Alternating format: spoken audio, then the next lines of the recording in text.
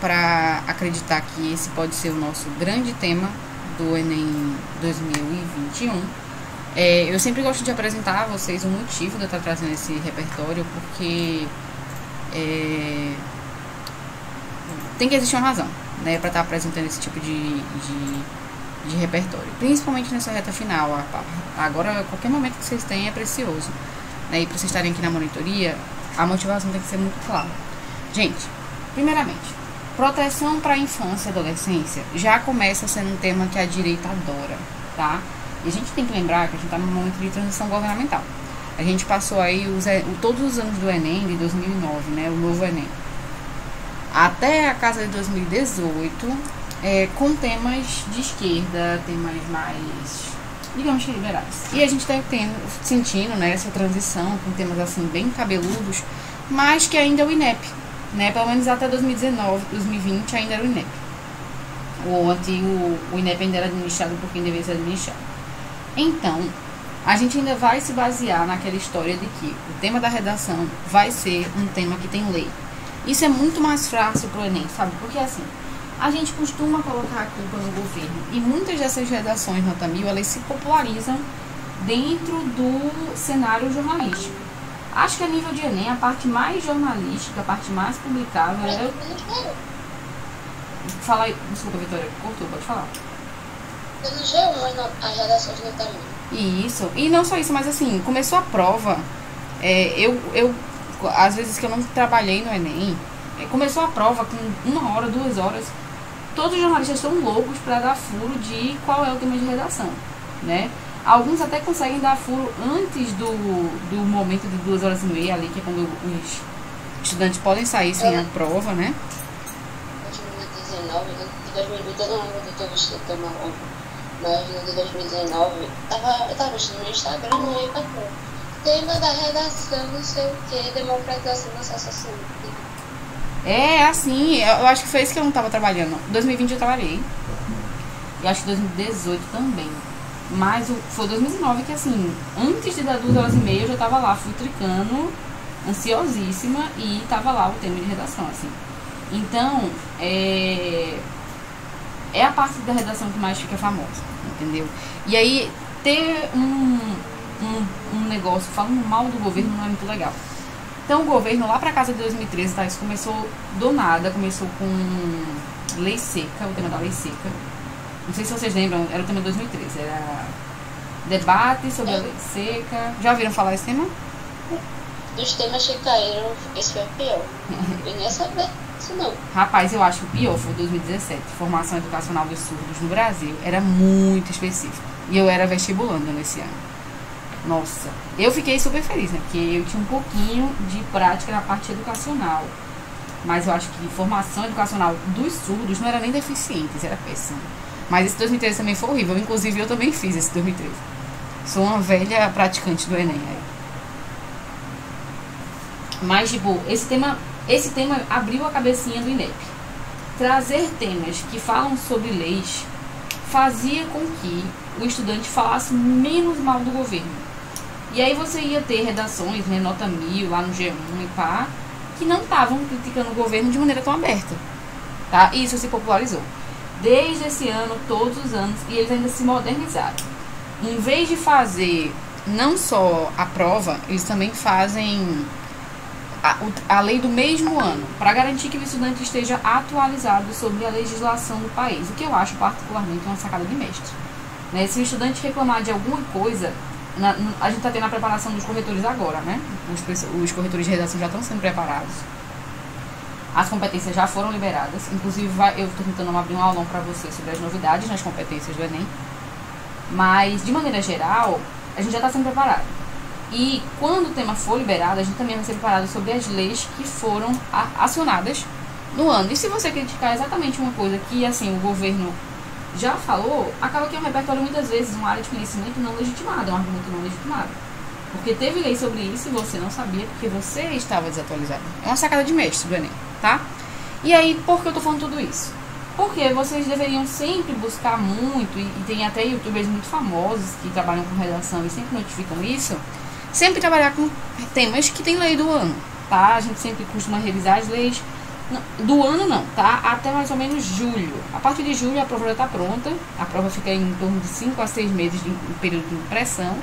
Então a partir de julho vocês já não precisam ficar mais de olho nas leis. Mas de janeiro a julho é importante, tá bom? E aqui a gente teve lei falando sobre o desafio da proteção da infância, em especial infância, tá? E foi uma lei de um caso que esteve muito em torno da mídia, que foi o caso do menino Henri Borel. Vocês ouviram falar sobre esse caso? Conhecem a história? Foi que caso mesmo? Foi caso de quem? Henri Borel. Ah, Vocês ouviram falar sobre esse caso? É uma criança de 4 anos, tá? Que... Vou contar a história todinha. Ah, pode falar, Vitória, desculpa. eu ouvi, mas foi muito por cima.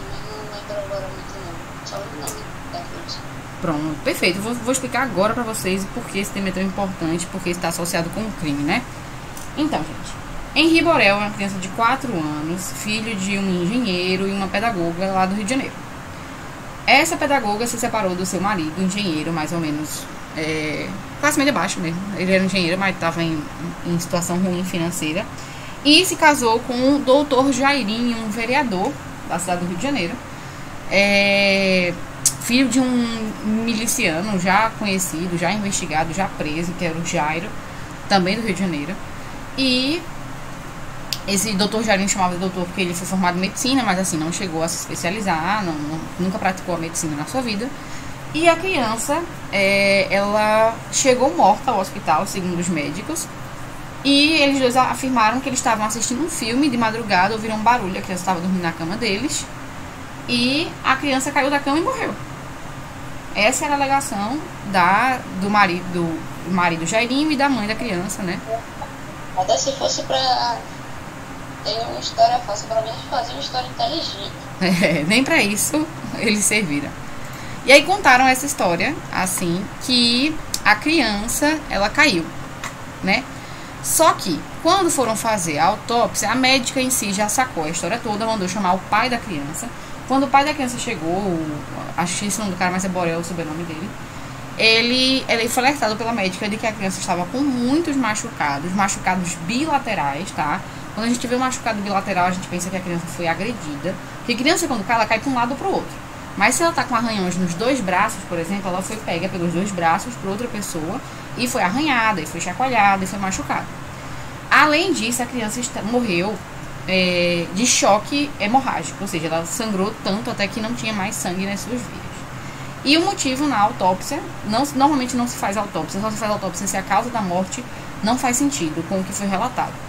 E claro que esse não fez, eles pediram, esse médico, o doutor Jairinho, aí o esposo da mãe da criança, ligou para o prefeito do Rio de Janeiro, ligou para a galera do IML pedindo para que a criança não passasse pelo IML. Veja, começa esquisito. E basicamente a criança passou pelo IML e descobriram que a criança tinha sofrido um choque tão intenso que o fígado, vocês conhecem o fígado, né? O fígado é um órgão extremamente irrigado, com várias funções. Ele vai ter vasos, né? E quando o fígado sofre quando a criança sofre um impacto, ou qualquer ser humano sofre um impacto, o fígado ele se esfola, ele se quebra por dentro, porque ele não tem nada que segure ele de lá dentro. E aí o fígado se esfolando, se isso acontecer com muito impacto, com muita força, os vasos que irrigam o fígado vão se desprender do fígado e vão começar a sangrar internamente. A criança tem uma hemorragia interna, teve hemorragia interna, foi o que aconteceu, e morreu por choque hemorrágico. Foi uma hemorragia tão forte, né, que ela não tinha mais sangue circulando sobre seus vasos. E, segundo os médicos do hospital, a criança já chegou lá sem vida. Até aí, complicado, né? Mas beleza, entendível. Essa é a história. A história, depois de muita investigação, chegou à conclusão de que o doutor Jairinho estava agredindo a criança. E o motivo no dia da morte ainda está sendo investigado, mas tem associação com ciúme, porque na noite que a criança foi assassinada, né, provavelmente, ela voltou da casa do pai, do Borel lá, e o pai teve uma comunicação com a mãe da criança de qualquer maneira, né, gerando ciúmes, e isso é, em tese, a principal hipótese da polícia. Só que o caso do Henri Borel não foi o único caso que aconteceu aqui durante o período da pandemia, né, não sei se vocês viram, mas teve outro caso que a mãe matou a criança, e a avó sabia e denunciou. Teve outro caso Qual foi, meu Deus? Teve o caso do menino Miguel também, que entra num caso de proteção à infância. E a gente vem discutindo muito essa questão de filhos precoces, das pessoas tendo filhos de maneira muito precoce, dos direitos da criança, o ECA está muito em evidência, então fica o questionamento. Quais são os direitos da criança? Essa é a grande questão. E aí, em tese, esse tema vira lei com a lei Henri Borel, tá? A lei Henri Borel é a primeira tese que faz eu acreditar que esse tema possa ser o tema desse ano. Essa lei, ela aumenta o período de detenção quando você mata uma criança. E cria o termo infanticídio, que vai se associar também com feminicídio. Quem lembra aí, feminicídio? Então, feminicídio é a morte da mulher, basicamente por essa mulher.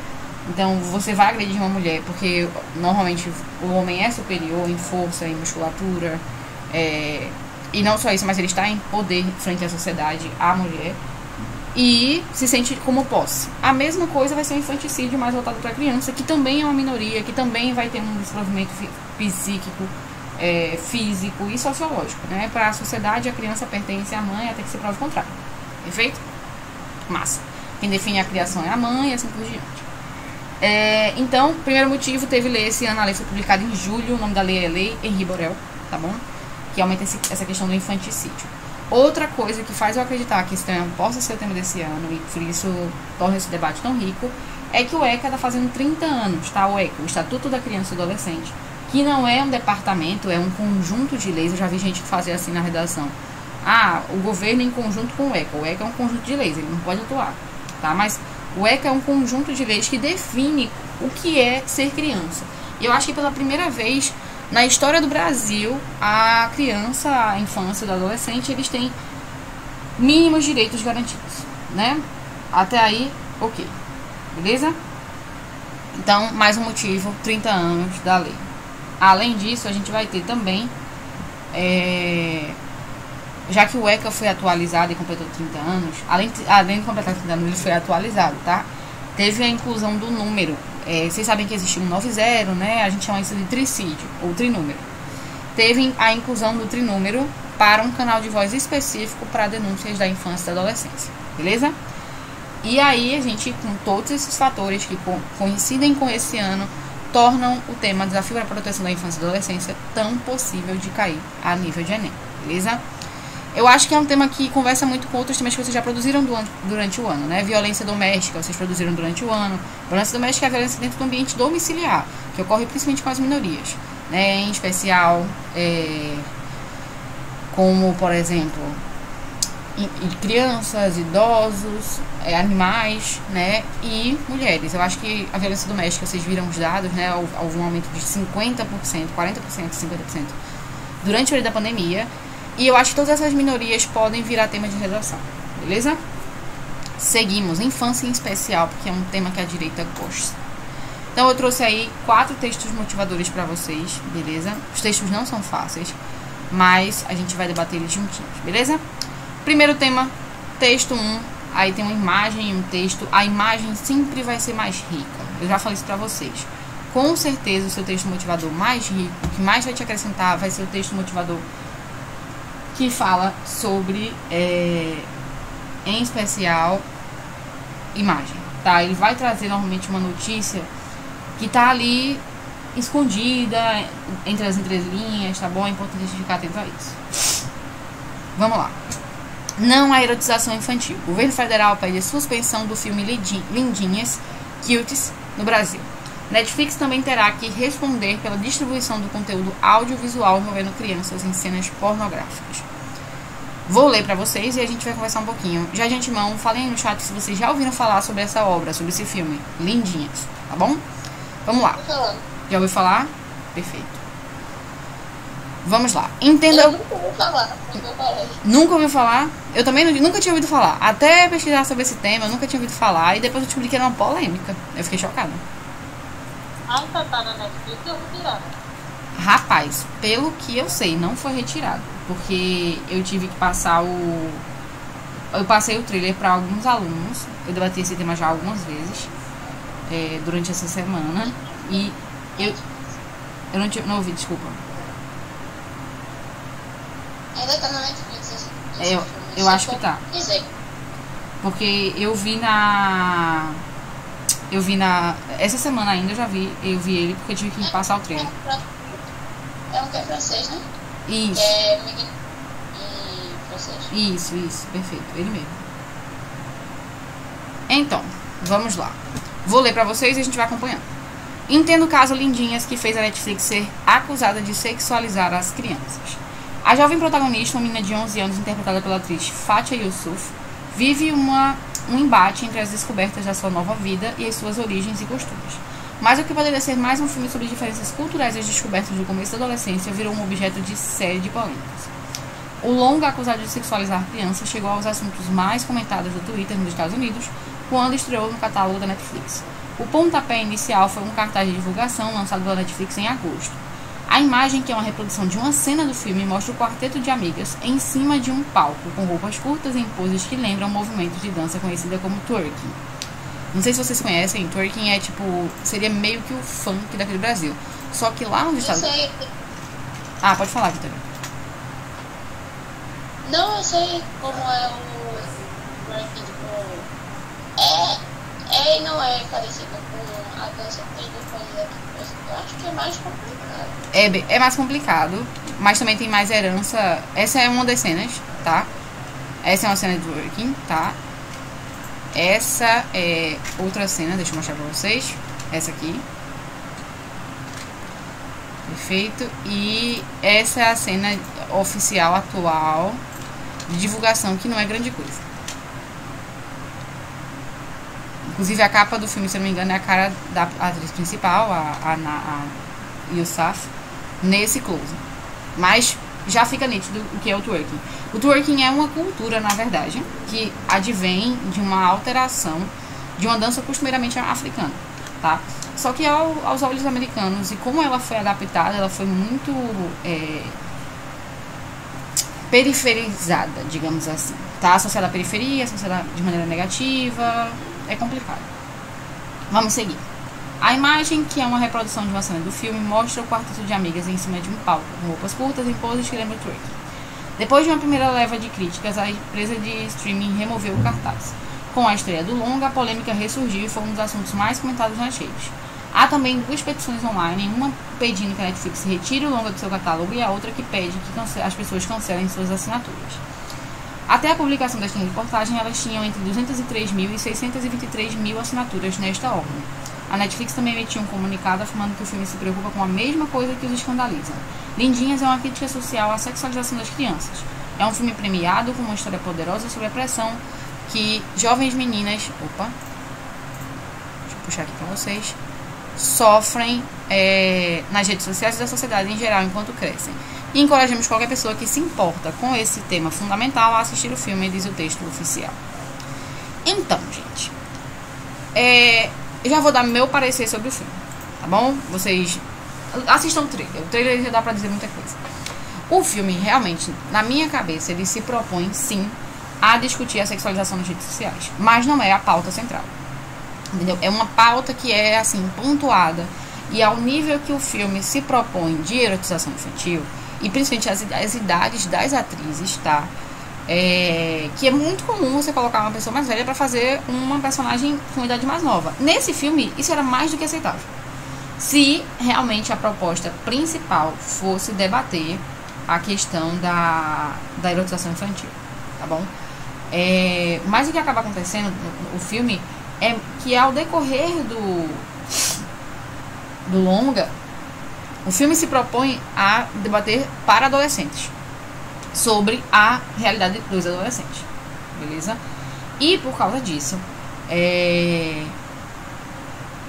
ele acaba romantizando um pouquinho essa situação e debatendo muito mais a questão de diferença de cultura, que é o ponto mais focado do filme. O filme quer falar sobre a diferença de cultura.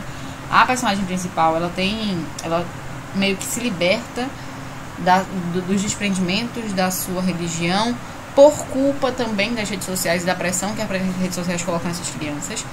Mas a sexualização e a erotização infantil no filme é desnecessária, tá? Mandatória. E aí elucida um ponto que aqui no Brasil é muito conhecido, que é a erotização infantil. Em especial aqui no Brasil a gente vai ter a erotização infantil no lado do funk, para cantores, tá? A Melody em especial, né? esse filme, eu lembro que eu assisti recentemente, faz o quê? 1 ou 2 semanas, que eu assisti um outro filme que tem na Netflix que é sobre uma chefe que ela vira uma criança. E ela não é sexualizada assim, como aparentemente no filme, nesse filme aí, as crianças estão sendo. E ela tá interpretando o papel de uma mulher adulta no corpo de uma criança. É, tipo, essa questão... Era sobre o cavalo sem camisa, mas era só isso. Era praticamente só isso no filme. Esse filme da Lindinhas eu tive que parar e assistir pra entender, porque realmente quando eu fui pesquisar um pouquinho sobre esse tema, eu vi esse tema em 2 fóruns distintos, principalmente nessa reta final. E aí me chamou a atenção, até porque o caso do Henri Borel me chamou muita atenção quando foi a mídia. E aí foi aí que eu comecei a pesquisar um pouquinho mais. Mas eu realmente acredito que assim, possa cair, tá? E o filme podia ter feito isso de outras maneiras. Realmente, o filme cagou, entendeu? A Netflix cagou e não tá querendo admitir. E não só isso, mas assim, é um filme que a gente nunca ouviu falar. Porque eles tiraram de todo tipo de propaganda, não teve propaganda, sabe? Bem, seguimos. Aí, não só Melody, tá? Mas assim, MC Brinquedo, que teve vários problemas psicológicos. Não sei se você lembra do MC Brinquedo. O MC Brinquedo, ele desativava as redes sociais, desativava o tempo todo, porque as pessoas ficavam pressionando em relação a, nossa, você é muito novo, não sei o quê. Tem outro MC lá, que é o MC Pedrinho. O MC Pedrinho, eu lembro que ele fez uma tatuagem com 15 maior de idade. 15 anos, desculpa, não ouvi. Ele não era maior de idade, eu vi um pouco falando assim que ele era maior de idade. Quem é maior de idade? É o MC Brinquedo. Atualmente ele é, mas ele começou a fazer sucesso lá em 2015, 14. A primeira música de MC Brinquedo que fez sucesso, ele aparece, ainda era acho que era na GR6, não era na Condizila. E ele aparece cercado de, assim, mulheres e num contexto extremamente sexualizado. Entendeu? Não, foi pior, eu não lembro agora qual é o nome do MC, mas eu lembro que em 2017, ou 2018, não lembro. Eu acho que ele tinha 8 anos, 9 anos no máximo. Fez uma música cercada de mulher e não sei o quê. Eu lembro que foi muito discutido nessa época, isso daí. Não, com certeza, assim. E a gente fica sem entender até que ponto isso é liberado. A Melody, o pai dela é funkeiro, né? E desde os 6 anos de idade ela sofre esse tipo de pressão social. Não sei se vocês lembram, assim. Eu vou mostrar uma foto pra vocês dela dançando no palco, bem novinha, meu Deus. Não sei se eu tenho essa foto aqui, eu sempre tinha ela. Porque ano retrasado eu achei que eu tinha essa erotização infantil. Aí eu até debati com os estudantes. Pronto, tem aqui uma imagem pra vocês verem. Vou tacar aqui. Isso aqui, gente, é a Melody com 8 anos de idade. Ó, 2015, acho que ela tinha menos. O vídeo foi publicado em 2015. Isso aqui é a Melody. No show com o pai. De agora, né? Então, pera. Ela tinha 8. Acho que era 8 anos. Eu sou um pouco velha, mas eu acho que eu sou dessa época. Realmente, assim. E você fica chocado, porque é erotização clara. E não só erotização, mas é trabalho infantil, é uma coisa que a gente passa pano real. E o que está acontecendo até hoje, né? Além de erotização infantil, a gente vai ter agora as crianças virando...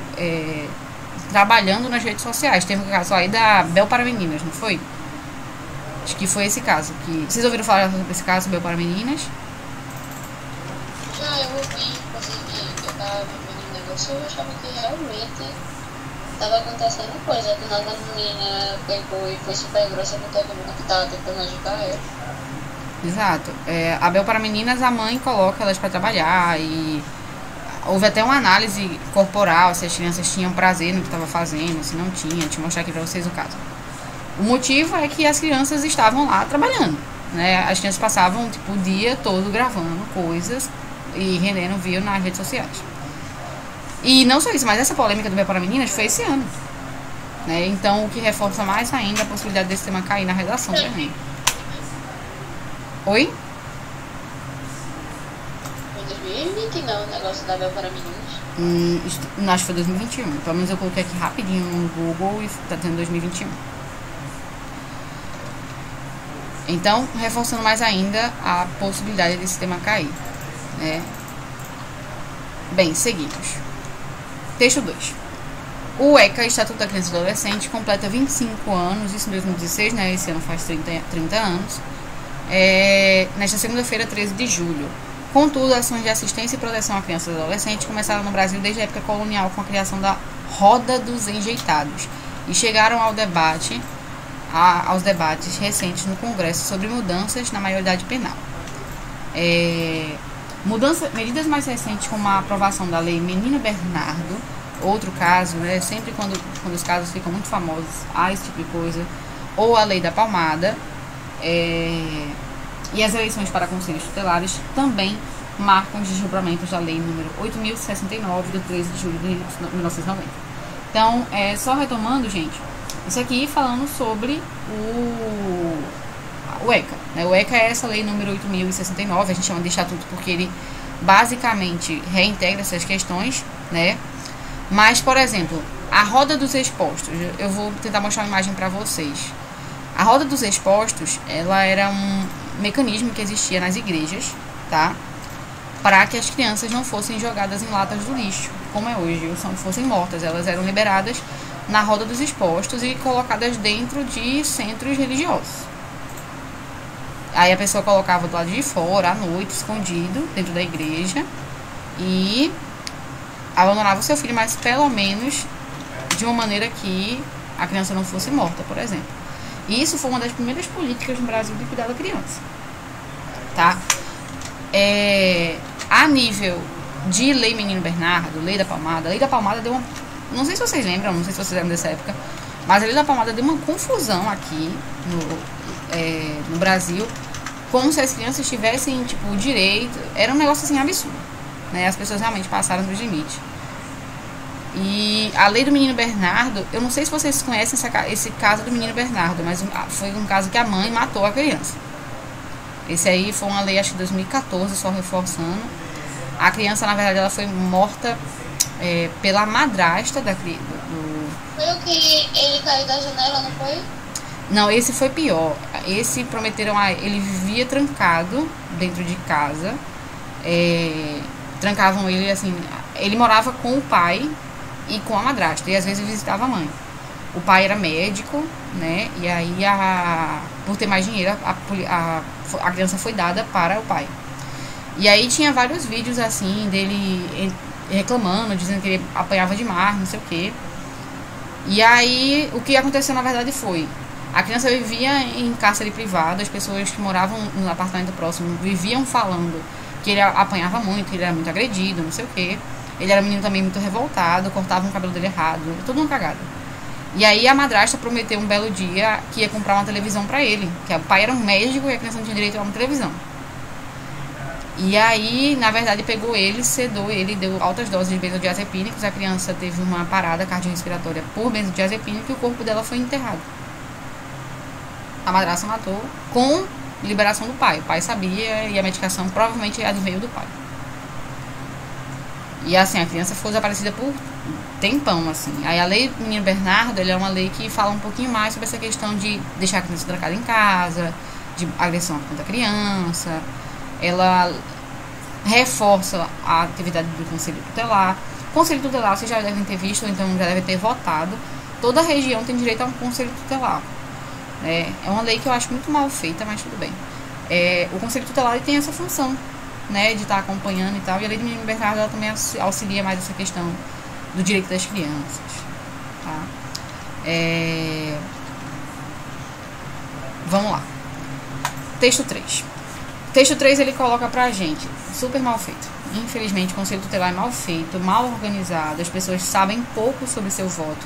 Acho que o voto será... Aqui na minha cidade, um dos meus parentes, a gente jurava que o Conselho Tutelar havia, a gente não denunciou porque, né? Se denunciasse, depois ia pior pra gente. Sim. Mas nada.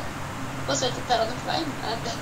E não é só no Brasil, tá? Só abrindo parênteses aqui. O Brasil é, na verdade, um dos melhores países para lidar com essa questão de agressão familiar. Lá nos Estados Unidos, o conselho tutelar é horrível. Horrível. E olha que é um sistema público. Mas, assim, é péssimo, péssimo, péssimo. E vários dos casos americanos que ficam muito famosos, né, são 1000 vezes alertados pelo conselho tutelar e nada acontece. Tá? E aí, tipo, é um problema universal. As pessoas não sabem como lidar com agressão contra crianças. Beleza? Isso é até um ponto interessante. Se vocês aceitarem a sugestão, vou lembrar um do caso e vou mandar pra vocês. Tem um caso que ficou muito famoso. É a mesma coisa, padrasto agredindo a criança. Essa criança, ela foi morta. Não consigo lembrar do caso. Ela foi agredida sem parar pelo padrasto. E o conselho tutelar foi chamado várias vezes. A criança ficava trancada dentro de um guarda-roupa. Inclusive, esse caso, ele tem documentário na Netflix. O documentário é grande, é uma série, mas é muito bom, assistir inteiro. Se eu lembrar, eu vou procurar aqui rapidinho, vou dizer pra vocês. Mas é muito massa esse assunto, assim, porque tem muito repertório e você consegue entender que é um problema geral. Não é um problema Brasil, sabe? Tanto é que eu coloquei o tema aberto mesmo, desafios da infância e da adolescência, porque eu acho que até nível exterior dá pra você comentar, tá bom? Vamos lá. Texto 3. A questão da maioridade penal, novamente em foco no Congresso, com a possível aprovação da redução da maioridade de 18 para 16 anos no caso de alguns crimes. A maioridade penal se refere à idade em que uma pessoa possa responder criminalmente como um adulto, ou seja, quando ela passa a responder ao Código Penal. Já a responsabilidade penal pode ser atribuída a jovens com idade inferior à da maioridade penal. Para essa responsabilidade, muitos países também costumam atribuir uma idade mínima. Assim, um menor de idade pode ter responsabilidade penal mesmo sofrendo penas diferenciadas. São criados dois sistemas, um para os jovens baseado na responsabilidade penal juvenil e outro para adultos baseados na responsabilidade penal de adultos. A PEC 171 de 93, que está sendo votada na Câmara dos Deputados, estabelece que os maiores de 16 anos que cometam crimes hediondos passem a ser julgados de acordo com o Código Penal. Alguns exemplos de crimes hediondos são homicídio qualificado, estupro, extorsão e latrocínio. Outro ponto bem relevante sobre a defesa da infância e adolescência, né? Que aí cabe um debate todo a favor. Eu deixei esse texto aí justamente para chamar a atenção de vocês, a polêmicazinha, que é essa questão do Brasil e sua liberação de direitos. Vamos falar um pouquinho agora sobre os Estados Unidos. Infelizmente tem que pontuar. Estados Unidos, China, Rússia, países hoje que ocupam a liderança no PIB, né? Tirando a China agora no IDH. A China realmente não está bem no IDH, não. Mas são países que já existe Código Penal, já existe maioridade penal, existiu desde muito tempo, na verdade. E não só isso, mas também existe uma liberação de outros direitos cidadãos, né, de cidadania, antes dos 18 anos, assim como outros direitos depois. Aí eu chamo o pequeno debate para vocês, uma tesezinha para vocês debaterem, sobre como no Brasil a gente tem todos os direitos do mundo liberado aos 18 anos. Dirigir aos 18 anos, beber aos 18 anos, usar drogas aos 18 anos, ser putável aos 18 anos, casar aos 18 anos. Os direitos não são liberados de maneira adequada, contemplada, organizada, não recebe mais apoio dos pais aos 18 anos. E assim, é uma questão que precisa ser reavaliada, né? Poxa, dirigir não é um processo cognitivo tão complexo que pessoas com um pouco menos de idade não possam fazer, como nos Estados Unidos, a partir dos 16 anos, né? Outro exemplo interessante que a gente pode pontuar: falta de apoio paternal. Você é livre. Gente, se a gente tem a faculdade no Brasil, detalhe, quem faz faculdade tem maioridade penal aumentada, né? Você recebe auxílio dos pais até o final da faculdade. Mas quem faz faculdade no Brasil, está entrando no mercado de trabalho, 18 anos, se é o momento que os pais param de ser responsáveis por você. No Brasil, hoje a gente tem a média de sair de casa, da casa dos pais, aos 28 anos. Então, por que 18 anos as pessoas não são mais responsáveis? Porque essa liberação não é contemplada. Detalhe, o que é adolescência e o que é infância? Né? Do ponto de vista médico, biológico, a medicina atribui que a adolescência só acaba entre os 20 e 25 anos. Se você considerar o corpo, a maturidade corporal e hormonal, a adolescência termina aos 20 anos. Se você for considerar o cérebro terminar um processo que a gente chama de final da neuroplasticidade, né? O cérebro vai começando a finalizar suas mielinizações. Esse processo normalmente ocorre aos 25 anos ou pode nunca ocorrer. Então, onde foi que tiramos esses 18 anos? É o fim do ensino médio? Que também é um marco interessante aos 18 anos. Então, muitas questões devem ser levadas em consideração. O adolescente deve ter direito, por exemplo, à profissionalização. Isso está escrito no ECA.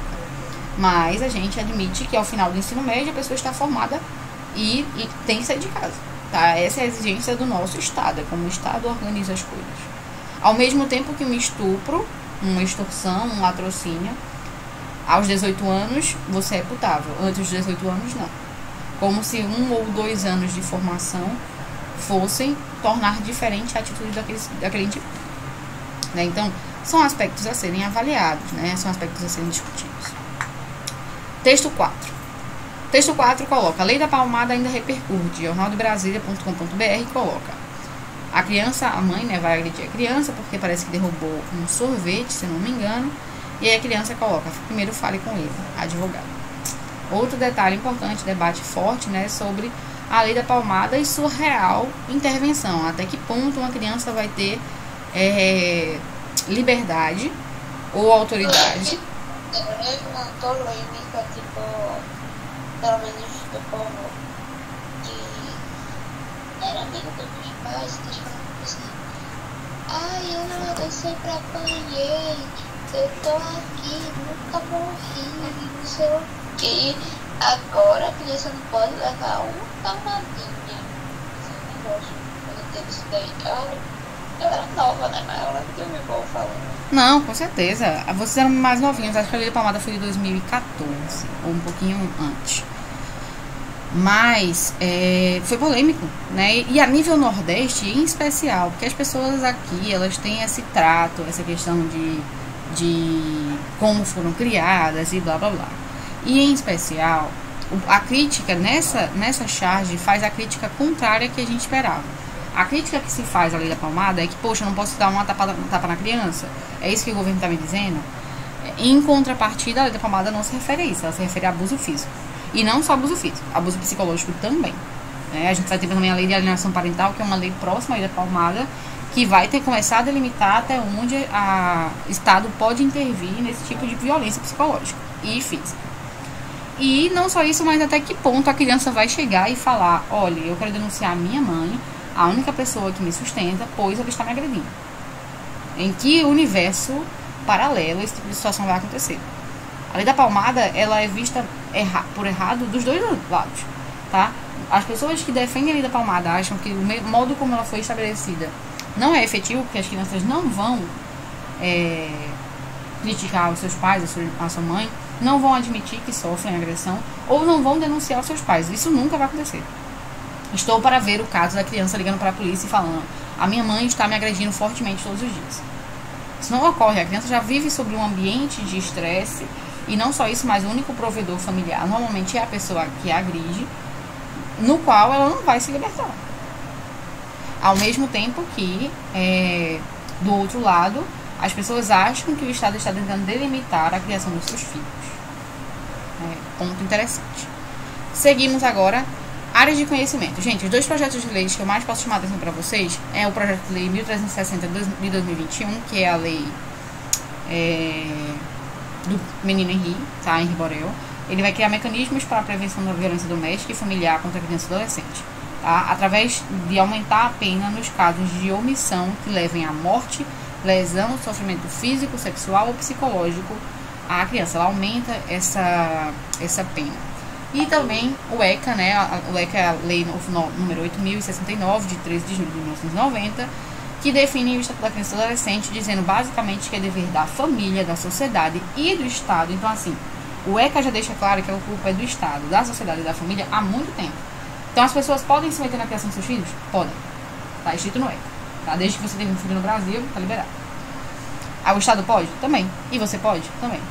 E cabe a todos esses em conjunto, uma estrutura em conjunto, assegurar a essa criança e adolescente direito à vida, à saúde, à alimentação, à educação, lazer, profissionalização, cultura, dignidade, respeito, liberdade, convivência familiar, convivência comunitária, além de colocar a salvo de toda forma de negligência, discriminação, exploração, violência e crueldade. Então ele coloca muitas questões. O estatuto é gigantesco, tá? Se eu fosse debater aqui a gente ia ficar o dia inteiro, mas já quero chamar a atenção para outros pontos. O ECA também, esse ano, fez 31 anos. Porque, assim, a lei demorou meio que um ano para ser aprovada. Então, são 30/31 anos.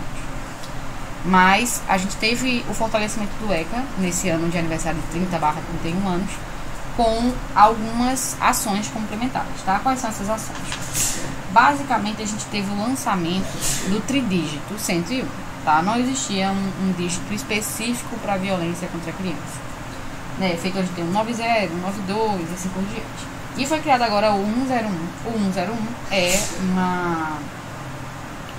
uma plataforma específica para esse canal de comunicação, tá bom?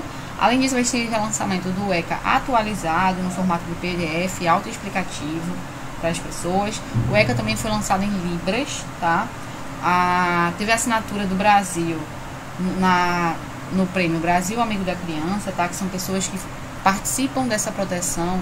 Existe um prêmio agora para isso. Foi assinado também um protocolo com a Marinha do Brasil, para que a Marinha também possa ser um agente militar que possa intervir nesse tipo de situação, beleza? Porque existem algumas... A Marinha vai ter a responsabilidade de chegar em locais oriundos, né? Locais de difícil acesso. E aí existem locais de difícil acesso onde esses crimes ocorrem normalmente, e aí cabe a Marinha como, digamos que, o cuidador a nível militar desse tipo de situação. Também houve a entrega de veículos aos conselhos tutelares, mas assim, a gente sabe que o conselho tutelar é uma coisa complicada. E teve um fundo, a criação de um fundo da criança e do adolescente, dos direitos da criança e do adolescente. Beleza? Além disso, outras atualidades que eu quero lembrar a vocês é o caso Miss Melody, o caso Minho Borel, a lei da palmada, tá? E lembrar que a pandemia teve um aumento interessante nos casos de violência doméstica. Beleza? Seguimos. Pessoal, então algumas estruturas sugeridas. Lembrando que isso... 2 segundinhos. Oi? Volta no slide rapidinho. Volta agora, Chuchu. Fica à vontade. Pode passar. Beleza. Então a gente teve nesse ano aqui... Pronto. A gente teve aqui a inclusão nesse tema de uma tese meio que pré-definida. Se o tema coloca pra gente desafios da infância e da adolescência, a gente é obrigatoriamente incumbido a falar sobre infância, crianças no D1 e adolescência no D2. Eu acho que vocês conseguem compreender isso bem.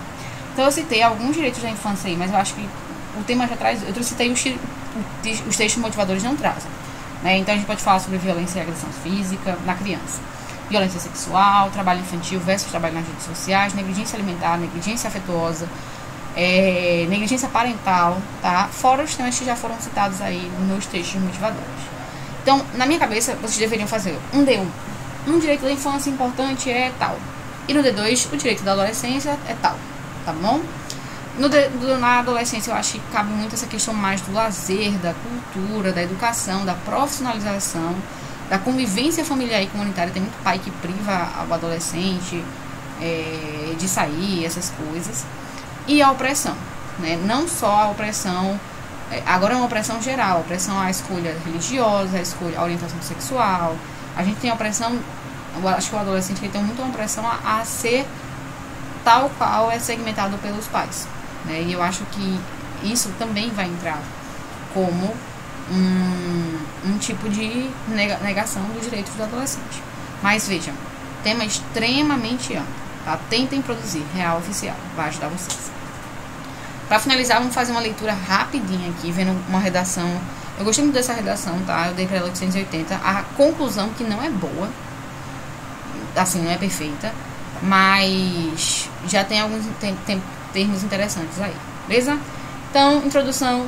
No documentário Morri na Maré de 2014, é retratada a realidade de crianças e adolescentes que residem na favela do Complexo da Maré, no Rio de Janeiro, que enfrentam grandes dificuldades convivendo com a violência, troca de tiros entre os moradores do complexo e a polícia, além do aliciamento ao crime. Nesse cenário, é perceptível que o atual corpo social brasileiro não reverteu essa problemática, tendo em vista que as favelas continuam à margem da sociedade. Dessa forma, é necessário adotar medidas capazes de proteger os jovens dessa triste realidade. Então, vê, redação sem tese, né? Infelizmente, redação sem tese. Só queria chamar a atenção de vocês, rapidinho. Vocês já ouviram falar sobre essa história? Já ouviram falar sobre o desastre do Candelário? Assim, né? Por alto. Por alto. Deixa eu contar essa história pra vocês. Fica a dica aí, gente. Se vocês quiserem, nessa reta final, ajuda muito vocês assistirem um canal no YouTube que eu gosto muito, chamado Planeta Novo. Tá? Ele tem vários casos assim interessantes. O nome do quadro é Brasil Bizarro. Eu amo. Nossa, muito bom, muito bom. E vocês vão ver atualidades sobre o Brasil que, assim, são excepcionais para vocês citarem. Deixa eu botar aqui, Planeta Novo, Brasil Bizarro. A gente ouve um negócio assim que aconteceu no Brasil que parece que não aconteceu, tá bom? Deixa eu botar aqui para vocês. Então, tem o caso da chacina da Candelária, tá? A chacina da Candelária é assim. Mais ou menos lá para 93, 4 policiais, tá? Entre policiais e ex-policiais, foram para a Candelária. Candelária é uma igreja antiga, tá? Lá do Rio de Janeiro, que era costumeiramente, ela fazia um trabalho de socialização com as crianças, tá bom? E aí, parece que uma criança tacou uma pedra num adulto, ou foi num policial. Ele não era policial, ele era tipo da guarda civil, né? Não é policial mesmo. E aí ele levou essa criança, foi aliciada pra dentro do negócio, só que a criança não foi presa porque ela era menor de idade e o que ela tava fazendo era consumir droga. Em especial, parece que era aquela cola de sapateiro, né? Que as crianças ficam cheirando cola pra principalmente não sentir fome, não ter sono e tal. E aí deu um BO gigantesco, eles ficaram chateados, foram lá na Candelária e assassinaram, eu acho que foram 13 adolescentes, tá? Chegaram e atiraram livremente contra 70 crianças que estavam dormindo. Acho que foi 8, vamos ver agora. Foram 8 pessoas assassinadas, tá bom? E, assim, nessa época, eu acho que o dado era esse, foi o dado que ele deu no vídeo. Parece que em torno de 3 mil jovens morriam só por serem jovens e estarem na rua e basicamente estarem em situação de vulnerabilidade. Hoje esse número chega a 8 mil, se eu não me engano. Ou é 3 e 8, ou é 30 e 80 mil crianças. Tá? Eu acho que é 30 e 80 mil crianças. Então a situação continua. E esse Morrinho na Maré aí, ele está falando sobre a realidade do Complexo da Maré, que são as crianças que fugiram da Candelária. Tá? Pós-Candelária, as crianças foram para o Complexo da Maré. Vocês já ouviram falar sobre o ônibus 174? É uma história também do Brasil. Eu acho que é um ônibus 174. O ônibus 174 é um caso que também ocorreu no Brasil. Um assaltante entrou dentro de um ônibus e tentou roubar o ônibus, não acabou conseguindo nada. Ele... Já viram, esse caso é antigo, tem até um filme sobre isso. A polícia agiu mal pra caramba, como sempre, né? A mídia passando tudo, criando todo um reverés. Ele ficou junto, acho que com 6 mulheres dentro do ônibus ao final. E ele foi morto e ele acabou matando também uma pessoa. Ele desceu do ônibus, ele já ia se entregar, ele era uma pessoa que estava um pouquinho alterada mentalmente. Só que as pessoas lá dentro, os policiais, foram atirar na cara dele e não carregaram a arma. Aí ele viu o que estava acontecendo e ele atirou na pessoa e depois ele foi metralhado, né? E assim, morreu 2 pessoas, ele e a mulher. O governo agiu mal. Mas o ponto interessante é que esse cara era um dos meninos da Candelária. E quando foram estudar um pouquinho sobre a vida dele, descobriram que ele era um sobrevivente da Candelária. Inclusive, depois esses meninos da Candelária todos foram morrendo. Só tem uma criança viva da Candelária, dessas crianças de rua que viviam na Candelária. Foi um que levou 2 tiros no rosto, mas ele ficou fingindo que estava morto e por isso não foi morto. Realmente os policiais tentaram matar todo mundo que estava lá. Quem não fugiu morreu. E quem não morreu fingiu que estava morto. E esse cara que morreu, o único que sobreviveu da Candelária, o governo paga até hoje para ele morar lá na Itália. E paga bem pouquinho, tá? Ele é um fudido lá. Mas só assim para os outros milicianos não matarem ele. Todos os outros meninos acabaram morrendo. Tá bom? Fora esse que está se escondendo lá na França. Ele foi uma possível pessoa para ajudar na investigação. Então a gente vê aí essa questão da falta de proteção da infância e adolescência no Brasil, né? Vários casos, Nardoni e assim por diante, né? O caso Nardoni também é aquele da menina que a madrasta bateu e pá, acharam que a criança estava morrendo, jogaram a criança estava vivinha, jogaram a criança pelo andar, a criança morreu. Então assim, vários casos, infelizmente. Vamos para o D1. Constata-se a princípio que, segundo o artigo 227 da Constituição Federal, é um dever assegurar com prioridade às crianças e adolescentes o direito à vida, saúde e alimentação. Contudo, nota-se que não há o pleno exercício da lei ao observar que o homicídio cresceu 47% nos últimos 10 anos no Brasil. É importante aqui ter colocado o ano e a fonte, né? Tudo bem, vamos lá. Botou fonte, só faltou o ano. Conforme dados da fundação do Fundo de Emergência Internacional das Nações Unidas para a Infância. Esse infeliz cenário está fortemente atrelado ao fato de que a mídia não demonstra clareza e veracidade nas condições de vida que essa parcela da sociedade suporta, perpetuando assim uma realidade de exclusão social. 100% verdade, né? Para a mídia, todas as crianças elas passam o dia jogando, tiram notas excepcionais e têm muito carinho e amor dos seus pais, que vivem sobrecarregados trabalhando mais do que 12 horas por dia, incluindo fora as horas de trabalho, a hora de deslocamento e a se arrumar, né? É bem engraçado. D2. Ressalta-se ademais a questão social desses indivíduos vai muito mais longe, pois a existência de uma lei não está em prática e as deixa em situação de abandono. Traz consequências na vida adulta desses adolescentes, como a criação de transtornos mentais, a falta de perspectiva de um futuro sólido, devido ao fato de não saberem se ainda sobreviverão até a fase adulta. Nesse contexto, é possível comparar a atualidade do cenário de 95 descrito por Maria Carolina de Jesus no livro Quarto do Despejo, o qual critica o Estado pela sua negligência aos moradores das favelas e a falta de uma infância às crianças. Dessa forma, conforme relatado, os jovens vêm sofrendo indiligência continuamente durante os anos. Então ele cita um pouquinho mais infância no D1, mais adolescência no D2, ele mistura um pouquinho as duas questões. Eu acho um argumento meio perdido, mas eu gosto das citações dessa redação. Gosto também da conclusão, tá? Tendo em vista que foi discutido, é necessário, portanto, que os governos estaduais, juntamente com o Poder Legislativo, por meio de investimentos financeiros e endurecimento das leis, promovam programas públicos às crianças e adolescentes com atividades educativas em locais marginalizados. Além disso, paralelamente, é necessário que a mídia relate a verdadeira situação do Brasil, realizando dessa forma com que a população cumpra seu papel em garantir o bem-estar dessa camada social. Feito isso, a sociedade brasileira poderá caminhar para uma realidade diferente da retratada por Maria Carolina de Jesus. Então tem a gente, né, tem meio modo, tem ação, não tem detalhamento e o efeito fica ali apresentado, mas meio bagunçado. Eu acho interessante essa redação, basicamente as citações. Eu gosto dos repertórios que ela utiliza, tá? Eu trouxe pra vocês. Ao final, faltam 4 minutos pro Meet fechar, tá? Ele tá me ameaçando aqui. Queria agradecer a presença de todos, tá? Saibam que vocês estão na retinha final. Parabéns aos que chegaram aqui. O que estão aqui dedicando seu sábadozinho para debater temas que possam cair. Todo esforço nessa reta final é necessário, é importante. E não só isso, mas só por ter chegado a gente sabe a batalha que desde você dedicar um tempo da sua vida para isso, você acreditar nisso, você tá todo dia com aquela questão de Enem na sua cabeça, infernal, até o ponto de conseguir estar bem financeiramente, de economizar, de ver o foco para isso, uma situação complicada que a nossa economia está, né? Meus parabéns a todos, continuem assim, viu? E finalizar a aula por aqui, muito, muito grata a vocês, muito grata pela trajetória do MDM esse ano e muito ansiosa para ver os resultados maravilhosos que vocês terão, viu? Até terça-feira que vem. Bianca, só uma dúvida, PNG. Vai, Regina. O nome governo estadual e governo federal tem que se escrever com letra minúscula ou maiúscula? Bem, você quer a verdade ou você quer o que eu indico? A verdade. A verdade. A verdade é que letras maiúsculas e minúsculas obrigatoriamente apenas em nomes de países, nomes de pessoas, locais, dados de conhecimento, né? Tipo assim, indústria cultural, o primeiro maiúsculo, o resto minúsculo.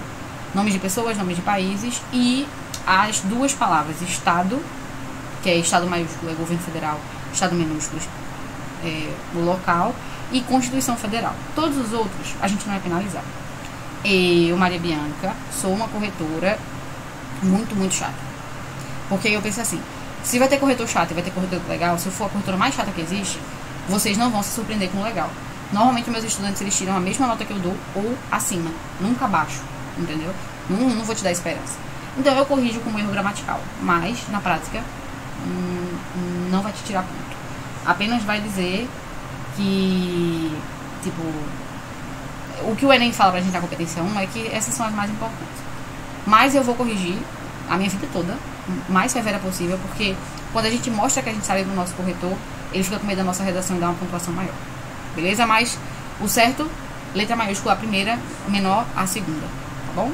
O que o Enem pede, tanto faz pra ele. Não é importante não. Beleza? Ok, obrigada. Nada, meu amor. Eu vou dar uma aula pra vocês só sobre competências. Vocês vão ver, vai ter uma aula só pra isso. Beleza? Beijão, gente. Tchau, tchau. Vai encerrar o Meet agora. Tchau.